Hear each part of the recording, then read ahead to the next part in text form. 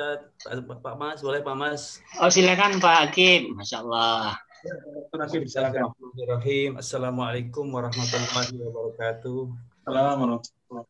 Pak Ustadz, mengenai zikrullah Pak Ustadz. Jadi, sebagaimana mungkin sudah kita ketahui ada zikrullah bil lisani, zikrullah bil qalbi, zikrullah zikrullah bil af'ali. Itu semua puncak dari semua zikrullah itu ada dalam sholat. Terpadu semuanya di situ. Dan kuncinya sebetulnya zikrullah af'ali. Jadi orang selama ini pemahaman secara awam kita seolah-olah zikrullah itu hanya lisani. Padahal bagaimana itu teraktualisasi dalam kehidupan keseharian kita. Sesuai dengan pekerjaan, profesi kita.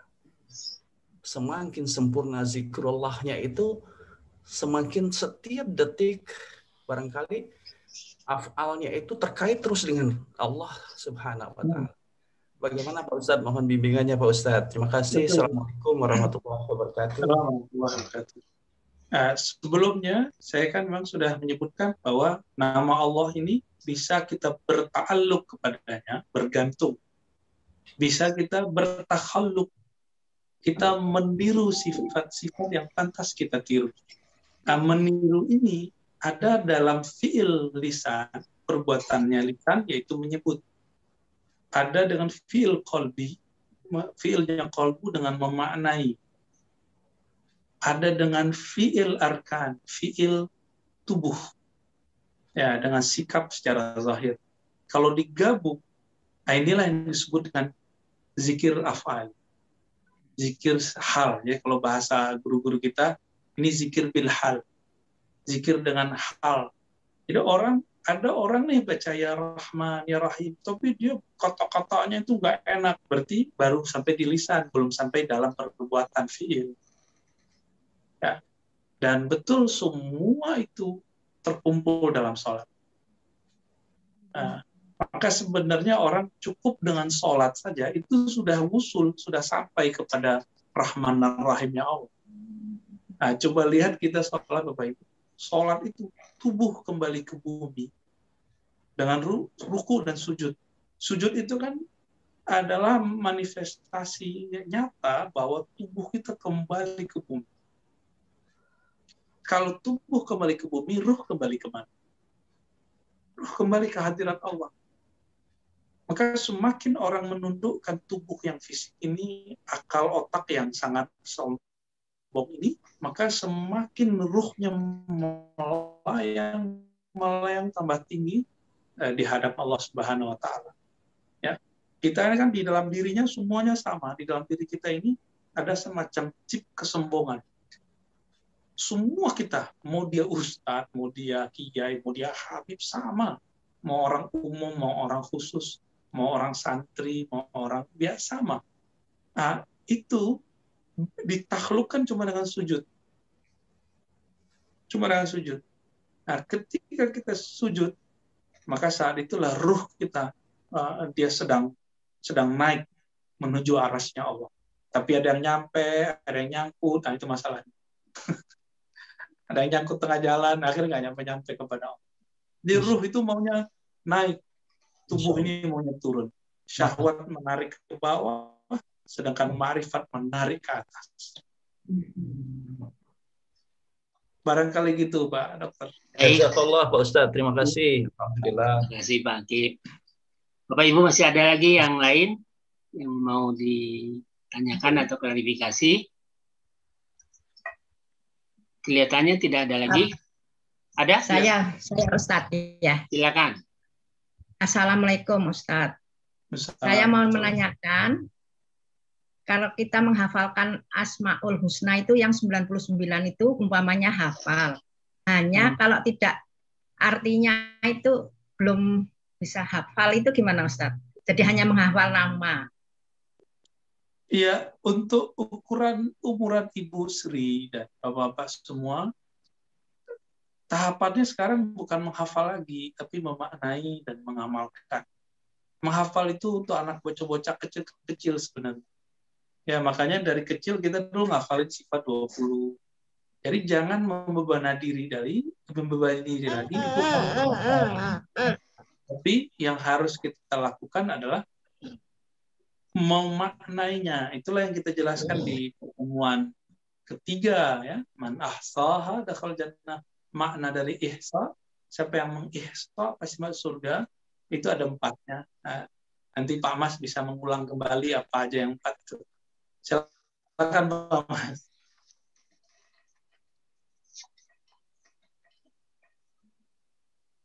Ihsa itu bentar.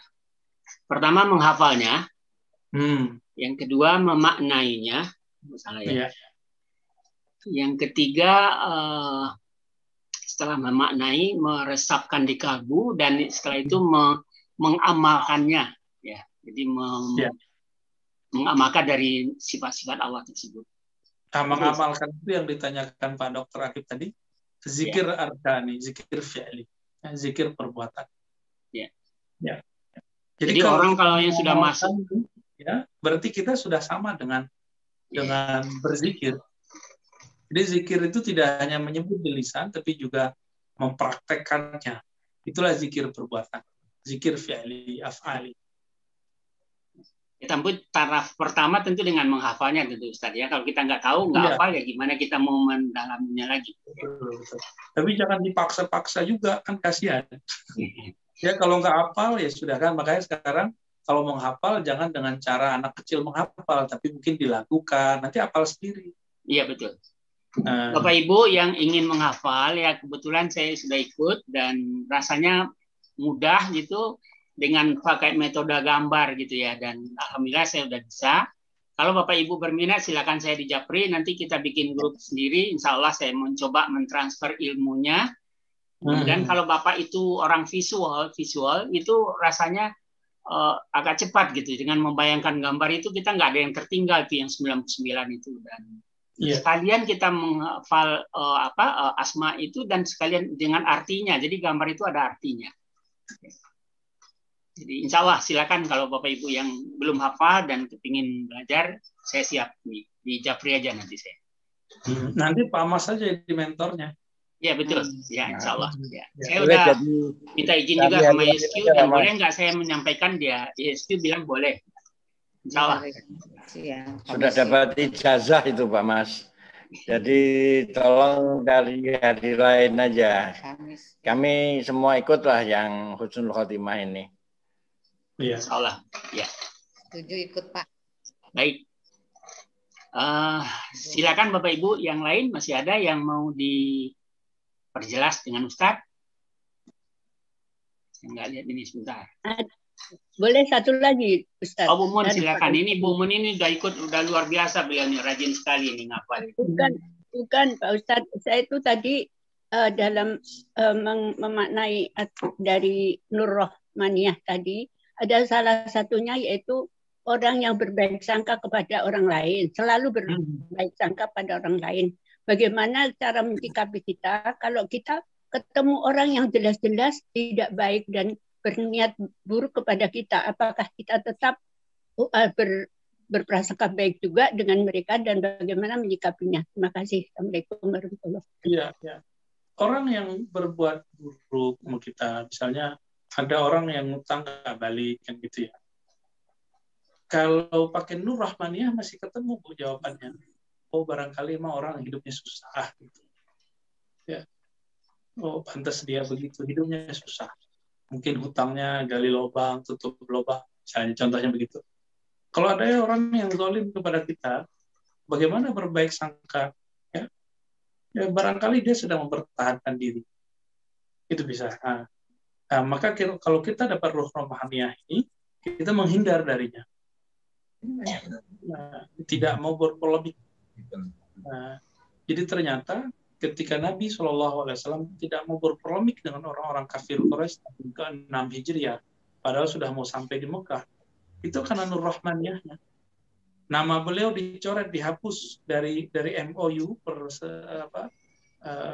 kesepakatan perjanjian antara orang iman dengan orang-orang kafir Quraisy. Itu nanti kemudian ya udah silakan gitu. Jadi Nabi itu banyak ngalahnya.